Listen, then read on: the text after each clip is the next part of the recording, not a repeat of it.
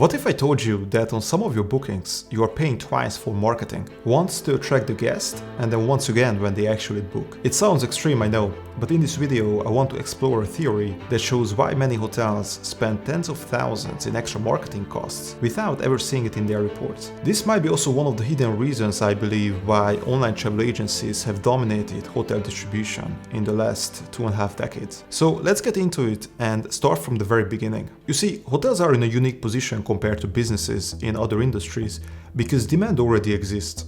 So even without advertising, hotels still get bookings. So if you are listed on OTAs on Google Maps or mentioned in travel blogs, people will find you and they will book. For some properties, especially short-term rentals or smaller hotels, this passive demand can be enough to run a profitable business. But for larger hotels and properties with significant inventory, this passive demand by itself is not enough. They need to actively sell rooms by advertising and marketing. This is the marketing cost you already know well. It's in your P&L, you track it closely and you keep optimizing it because marketing is expensive and you expect a return on this investment. So let's say you're running a paid advertising campaign online and the guest who is interested in your property clicks on one of your ads. This is where the marketing double spend problem begins because you see, this guest is not going to book right away. They need time to decide and to compare different options. This is top of funnel advertising. You're trying to raise awareness and create demand for your hotel. At this stage, you are competing with your direct competitors for visibility. Days or weeks later, when this guest is ready to book your hotel, they are asking themselves, where do I book? This is bottom of funnel, and since OTAs dominate and optimize for bottom of funnel,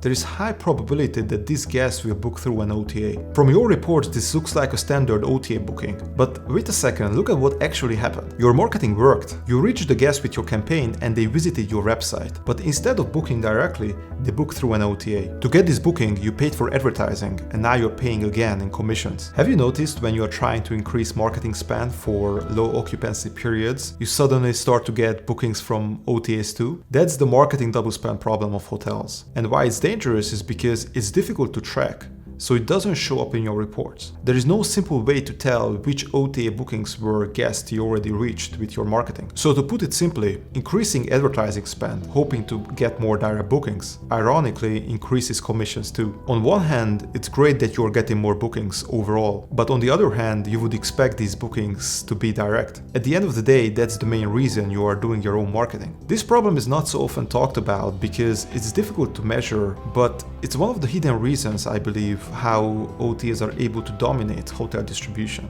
Imagine this happening across thousands of hotels in the OTA's portfolio. All of these hotels individually advertising to create and capture demand. But because of this problem, OTAs get some of these bookings. And every time that happens, the hotel pays twice. Once for marketing and then again in commissions. And by the way, this doesn't happen in every hotel. Depending on the characteristics of the property and the market segment you are trying to reach with your marketing, you might completely bypass this problem. Also, if you're not actively advertising or you don't have a substantial marketing spend, it doesn't really affect your property. I think the best way to measure how much this problem is costing the hotel without setting up complex tracking is by looking at how website interest and bookings correlate to each other.